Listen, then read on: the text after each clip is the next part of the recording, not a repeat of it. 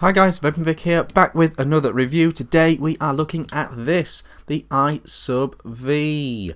It's the brand new iSub from Innokin that comes with the, it doesn't necessarily come with it, but it's been launched at the same time as the Coolfire 400 watt TC.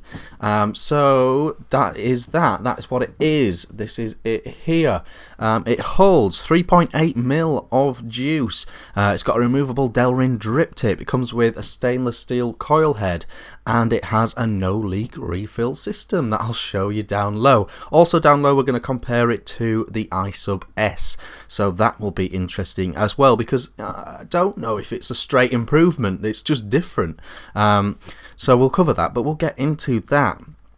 Yeah, let's go down low and I'll show you it up close and all that stuff. Okay guys, here we are up close with the iSub V. Some interesting stuff on there. Quick and clean top fill, 3.8 capacity, stainless steel, adjustable airflow, removable Delrin drip tip, replaceable glass tank, stainless steel coils, no spill coil swap system, and iSub coil compatible, which means it's compatible with all the old iSub coils. Okay, so here are the two of the new sets of coils. They've now got these stainless steel coils here. You can see they're 0.5, 50, 30 to 60 watts recommended. Very cool. They are very good. We'll look at one if you want. Let's have a look at one. No danger. Here we go. So it's got this mesh on top, and you can see it's a big vertical coil, nice and wide in there as well. Two big wick holes on each side, and it says the thing about 480 Fahrenheit max and 60 watt max, it says on it as well. So that is all good. These ones are the BVC. They're slightly improved. There's a 2 ohm head now for mouth to lung in, and they've just improved the style of these Canthal and Japanese cotton inside those. It's good because they stay within the framework of their heads but constantly improve the coils and wicks, so that's quite good. Here is the packaging for the iSub V. So here's a picture on the back as well of it. Okay, let's get into it.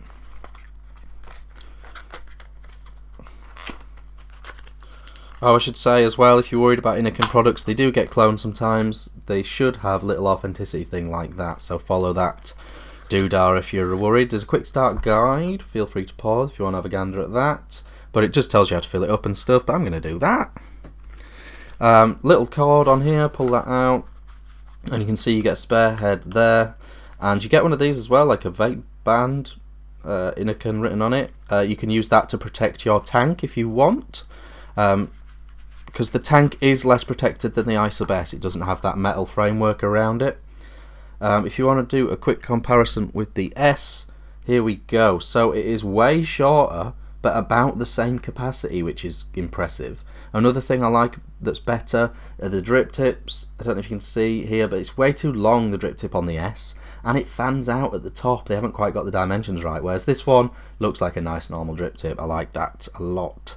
At the top you will notice the difference as well in the way it fills up. Basically you just do that to fill the iSub S, whereas this one you turn this here. Let's get it going. So you turn this. This is going to be so hard to show you on camera with juicing. But what happens is this lifts up. This is on a spring here. I hope you can see that, but I'm going to flood my... So it lifts up like that. So when you screw it back in, you fill it with juice into here. Fill it into the top, right to the top, which is good. But then you push it down and screw it back in. So it's like a pump action refill. And it stops any messiness completely. So yeah, so while it's lifted up, while it pops up, when you unscrew it, it pops up, and while it's doing that, it doesn't get any juice in it, it locks it up, you see. So it's all sort of like an automatic thing. Does work well, does work well. I don't know if it's more fiddly than this was though. I mean, this was bang, bosh. Whereas this one, screw, screw, screw, screw, screw, worry, worry, worry, push, screw, screw, screw, I don't know. But that's just me, perhaps. The other thing to notice between the two as well, the airflow was bigger on the S, which I'm staggered by. I just don't Can't comprehend that. The airflow was bigger on the S. Go figure. Yeah. So, but it does have adjustable airflow. You can close it like that, open it like that. 510 there. If you screw from this side here, you literally just pull that out to change your head. That has always been really good on the iSubs. I really like that. That thing. So, some positives, some negatives of the thing. I'll show you this while we're up close as well. The paint does chip off because mine's got a little nick in there, you can see. So that's something to be aware of as well, but I'm sure there'll be a stainless steel version that'll look dope anyway. So that's the iSub V versus the iSub S. See you back up top. Okay guys, that was the iSub V. Up close, comparison to the iSub S, some things I'm totally on the fence about with it. Overall, it's got to be said, it is actually a really solid sub tank, and I love how short it is to say it has almost 4 mils of juice. If you look at the mod, the kit, if you like, it's perfectly in comparison. You know, I really like the dimensions of it. I think they've managed to get it really short but still good capacity. Another really good thing to note is if you have existing iSub heads, they do fit in here. The entire iSub range has the same head size format. And it's also worth mentioning that there are so many iSub heads available now. There's the Claptons, the titanium, the nickel, the stainless, Canthal 0.2, Canthal 0.5. So, you know, it's great. The variety available is great. And if you're moving to this tank, but you've still got old heads, which is a real annoyance for a lot of vapors, you can still use those heads. They're not, they don't become moribund. So that is good. That is really good. In terms of the negatives, I sort of showed you some things up close. There's nothing wrong with this Clearomiser, and it is a nice vape. The paint on the black one possibly might chip off because a little nick has happened on mine. I did show you that up close. The airflow, I feel like their heads are good enough now to give people that want it the option of more airflow. If in fact I feel like the iSub S had more airflow than the iSub V. I don't know if that's a choice, but they're making 100 watt mods now, so it feels like you should be able to get a bit more air through this. The heads certainly feel like they can handle it. I don't know. So that's something as well. The filling thing is good, but I was such a big fan of the filling on the S. To fill the S, you go like this. Click. Juice. Click.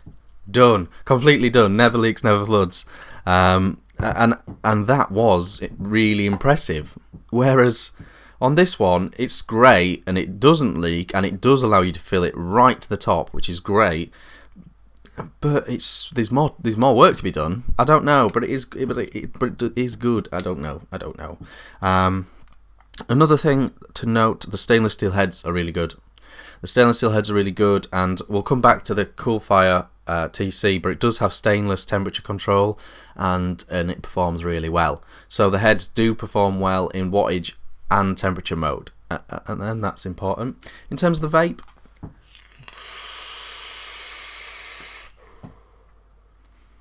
good flavour, good cloudage.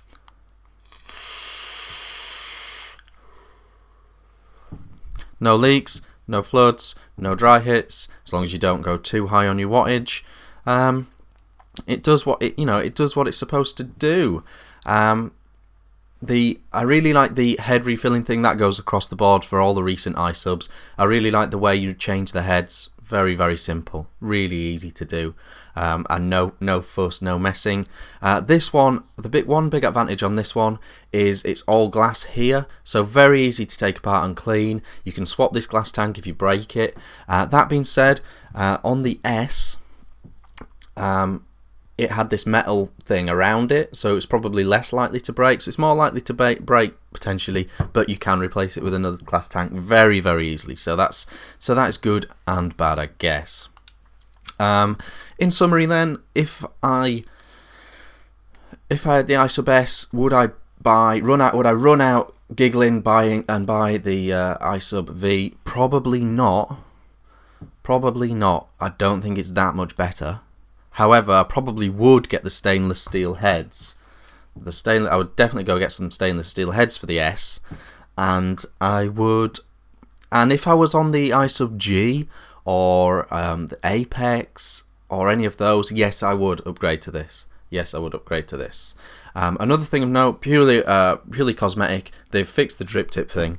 The drip tip thing just looks silly on this one. It's too long and it fans out at the top. They've made it look all nice and normal now, which is good. I do like that. So that's something to bear in mind as well.